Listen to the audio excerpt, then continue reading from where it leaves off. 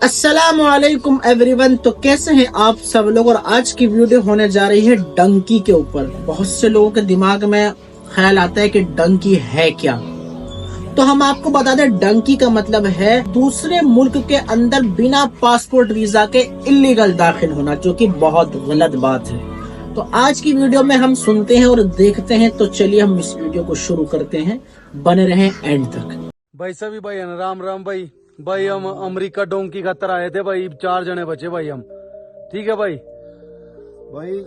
एक ब्रेड के पैकेट था हमारे पे, 5 दिन हो गए वही ब्रेड का पैकेट खाने हमने, बुरी हालत होगी भाई। ईरान के रास्ते में मेरे दिल से यही दुआ थी, अभी भी पकड़ा जाऊं और वापस चला जाऊं। कहीं पे सर पड़ा है, कहीं पे ढांचा पड़ा है, इसमें 100% मौत ही मौत है। 6-7 माह के बच्चों की लाशें देखी थी उस टाइम। बस हमें यही था कि पता नहीं किस टाइम मौत आती है। डंकी, ये लफ्ज़ तो आपने यकीनन कई बार सुना होगा, लेकिन शायद इसका मतलब नहीं जानते होंगे। डंकी लगाना एक ऐसा तरीका है जिसके अंदर कोई शख्स गैर कानूनी तरीके से किसी गैर तरक्की याफ्ता या पसमानदा मुल्क से एक तरक्की याफ्ता मुल्क का बॉर्डर क्रॉस करके वहां पर पहुंच जाता है। ये एक इंतहाई खतरनाक सफ़र है जिसके अंदर कई बार तो लोग कामयाब हो जाते हैं, तो कई बार इन्हें इसकी कीमत अपनी जान देकर चुकानी पड़ती है।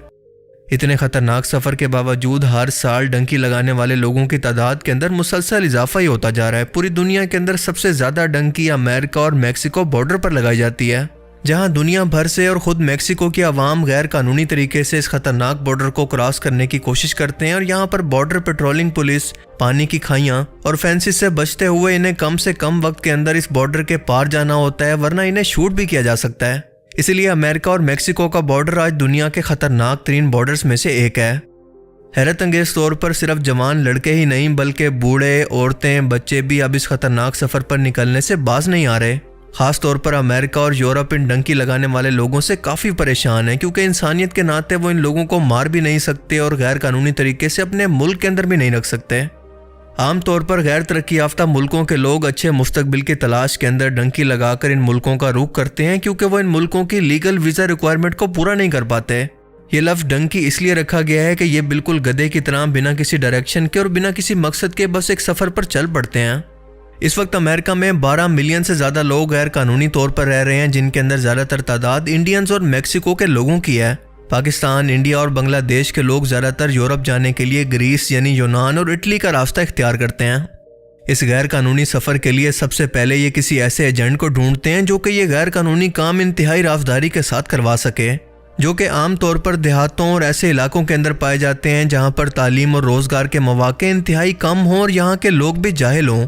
इनकी इसी जहालत का फ़ायदा उठाकर इनसे लाखों रुपया लेकर एक पूरे ग्रुप को इकट्ठा करके ईरान के बॉर्डर की तरफ इनको ले जाया जाता है, जहां से ये लोग ऊंचे पथरीले सुनसान पहाड़ों पर घंटों चलते रहते हैं। खुश्क पहाड़, पानी की कमी, भूख, इंतहाई सख्त मौसम की वजह से कई लोग तो रास्ते के अंदर ही मारे जाते हैं, जिनकी हड्डियां, लाशें और इनका सामान जगह जगह पर पहाड़ों पर देखने को मिलता रहता है। इन पहाड़ों से एक और एजेंट इन बाकी बचे लोगों को इंतहाई तेजी से एक गाड़ी के अंदर ज़रूरत से ज़्यादा लोगों को सवार करके तेहरान के रास्ते होते हुए एक सुनसान गांव के अंदर उतार देता है। और इस दौरान अगर कोई शख्स गिर जाए या किसी तकलीफ के अंदर हो तो गाड़ी को किसी भी सूरत नहीं रोका जाता और इस शख्स को वहीं पर मरने के लिए छोड़ दिया जाता है। उस शख्स को छोड़कर ये लोग आगे बढ़ जाते हैं, जो कि अपने बेहतर मुस्तकबिल के ख्वाब सजाए किसी सफ़र पर निकला था कि शायद इसके घर वालों की दुआओं की वजह से वो मुस्तकबिल के अंदर किसी मकाम पर पहुंच जाएगा। लेकिन अफसोस के उसके सारे के सारे सपने यहाँ पर टूट जाते हैं। यहाँ से इन लोगों को पैदल टर्की के बॉर्डर तक ले जाया जाता है और यहाँ पर ये लोग कुछ टाइम तक छुप कर इंतज़ार करते हैं कि जैसे ही तुर्किश बॉर्डर पेट्रोल आंखों से दूर हो तो छुप कर बॉर्डर को क्रॉस कर लें, और अगर ये लोग नज़र के अंदर आ जाएं तो इनको वहीं पर गोली मार दी जाती है। अब टर्की से एक और एजेंट इन्हें छुपाकर पैदल या किसी सवारी पर यूनान के बॉर्डर तक ले जाता है, और यूनान का बॉर्डर भी इसी सख्तियों से अगर वो क्रॉस कर लें तो आगे जंगल से पैदल या समंदर के रास्ते इन्हें इटली के बॉर्डर पर ले जाया जाता है। यूनान से इटली इसी समुद्री रास्ते से जाते हुए जून 2023 के अंदर एक कश्ती हादसे का शिकार हुई थी, जिसके अंदर ज़रूरत से ज़्यादा, हद से भी ज़्यादा 500 से लेकर 750 अफराद सवार थे। ये कश्ती जनूबी यूनान के इलाके पायल से 50 मील के फासले पर समंदर में हादसे का शिकार हुई थी, जिसके अंदर कई सौ लोग मारे गए थे। ये वाकई अफसोसनाक होने के साथ साथ इंतहाई इंसानियत सोच भी था, क्योंकि एजेंट तो चलो पैसे की खातिर इन लोगों की जानों के साथ खेलते हैं, लेकिन यूनान की बॉर्डर पेट्रोलिंग पुलिस इन लोगों को समंदर के अंदर डूबता हुआ देखती रही, लेकिन इनकी कोई मदद नहीं की। ये समंदर का रास्ता जंगल के रास्ते से ज़्यादा आसान है और इसीलिए लोग इसका इंतखाब करते हैं और इसी सफ़र के दौरान ज़्यादातर लोग या तो भूख से मारे जाते हैं या फिर रास्ते की सख्तियाँ एक एक करके इनको मार देती हैं। अगर कोई शख्स जख्मी हो जाए या फिर रास्ता भूल जाए तो भी इसकी मौत पक्की है और इसके अलावा कई और रास्ते हैं जहाँ से इटली तक पहुँचा जा सकता है। मगर सबसे अहम सवाल यह है कि जब डंकी लगाने वाले लोग इस रास्ते की सख्तियों और इस काम के गैर कानूनी होने से वाकिफ़ हैं तो फिर किस उम्मीद पर यह सब कुछ करते हैं? जवाब है कि इंसानी हमदर्दी की बुनियाद पर पनाह के लिए अप्लाई करके। जब भी कोई शख्स डंकी लगाकर यूरोप के किसी भी मुल्क के अंदर पहुंच जाए तो वहां की हुकूमत को असाइलम यानी पनाह की दरख्वास्त करता है और किसी भी झूठे बहाने की बुनियाद पर कि मेरे मुल्क में मेरी जान को खतरा है या फिर मेरे वापस जाने पर मेरे मुल्क की हुकूमत मुझ पर फिर से जुल्म और ज्यादती कर सकती है, तो ऐसे लोगों को असाइलम सीकर कहा जाता है। असाइलम सीकिंग का केस जब लीगली तौर पर शुरू होता है तो उसको मुकम्मल होने के अंदर कई साल तक लग जाते हैं और इस टाइम के अंदर ये शख्स इस मुल्क के अंदर रहकर तमाम सहूलियात का फ़ायदा उठा सकता है, यहाँ पर कमाई भी कर सकता है। इसी वजह से हर साल असाइलम सीकर की तादाद यूरोप और अमेरिका के अंदर हद से ज़्यादा बढ़ती जा रही है और एक अंदाजे के मुताबिक फ्रांस के अंदर तकरीबन 1.5 लाख केसेस, जर्मनी में भी 1.5 लाख के करीब, इसके बाद स्पेन, इटली, पुर्तगाल जैसे मुल्कों के अंदर इनकी सबसे ज़्यादा तादाद मौजूद है। हैरत की बात तो यह है कि यह प्रोसेस सिर्फ यूरोप तक ही महदूद नहीं रहता बल्कि खुद यहाँ यूरोप के लोग भी गैर कानूनी तरीके से डंकी लगाकर यूके के अंदर घुसते हैं। जो लोग अनजाने के अंदर एजेंट्स की चकनी चुपड़ी बातों के अंदर और इनके सुहाने ख्वाबों पर यकीन करके इस डंकी के जरिए सुनहरे मुस्तकबिल का ख्वाब देखते हैं, वो यकीनन एमको की जन्नत के अंदर रहते हैं। ये लोग अपनी जहालत की कीमत अपनी जान देकर उतारते हैं और अगर आप किसी यूरोपियन मुल्क के अंदर जाना चाहते हैं तो इसके लिए आज हर तरह के ऑप्शन मौजूद हैं। अगर आप एजुकेशन वीज़ा के जरिए जाना चाहते हैं तो ये सबसे बेहतरीन ऑप्शन है और अगर आप पढ़े लिखे नहीं हैं और स्किल्ड लेबर के तौर पर जाना चाहते हैं तो कोई हुनर सीख कर आप वहाँ पर रोज़गार कमा सकते हैं।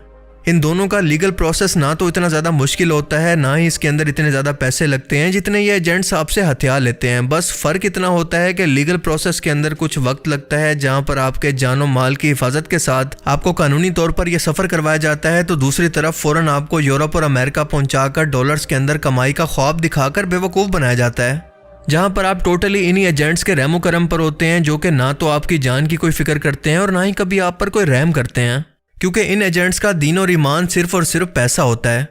सो सिर्फ इस जल्दी की खातिर अपनी ज़िंदगी का सौदा करना भला कहाँ की अक्लमंदी है। आपकी ज़िंदगी सबसे ज़्यादा कीमती है क्योंकि ये सिर्फ आपकी ज़िंदगी नहीं बल्कि आपके घर वालों की ज़िंदगी और इनकी उम्मीदें भी आपके साथ जुड़ी हुई हैं। लिहाजा अपनी जान की कदर करें और ऐसे किसी भी एजेंट के झांसे के अंदर बिल्कुल भी मत आएं। अपनी तरफ से मुकम्मल कोशिश करें और अगर हालात तब भी आपके खिलाफ हों तो अल्लाह पर छोड़ दें, क्योंकि यकीनन इसी के अंदर ही कोई बेहतरी और मसलियत होगी जो कि आपको अभी तक मालूम नहीं, लेकिन आप वक्त आने पर जान जाएंगे। अल्लाह ताला हम सब की हिफाजत फरमाए और हम सबको अपने हिफ्ज़ो अमान के अंदर रखे। आमीन। ਬਈ ਅਸੀਂ ਨਾ ਇੰਨੇ ਬੁਰਾ ਹਾਲ ਭੱਜ ਕੇ ਆਏ ਭਰਾ, ਵੇਖ ਲੋ ਚਾਰੇ ਭਾਈ ਜੰਗਲ ਹੀ ਜੰਗਲ ਆ ਵੀਰੇ। ਇਹ ਮੁੰਡੇ ਅਸੀਂ ਭਰਾ ਅਸੀਂ 5 ਅਸੀਂ ਸੀਗੇ 10 ਬੰਦੇ ਸੀਗੇ, 10 ਚੋਂ ਵੀਰੇ ਸਿਰਫ ਅਸੀਂ 5 ਬੰਦੇ ਰਹਿ ਗਏ। हेलो रिकी क्या? तो जैसे कि आपने इस वीडियो में देखा कि लोग कैसे अपनी जिंदगी को खतरे में डालकर अपनी फैमिली के लिए दूसरे मुल्क बिना पासपोर्ट वीजा के इलीगल जाते हैं।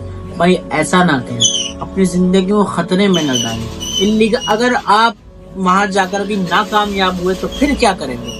ये आपके नसीब के ऊपर बात है। अल्लाह ने जितना रिस्क आपकी जिंदगी में लिख दिया है आपको उतना रिस्क मिलकर रहेगा।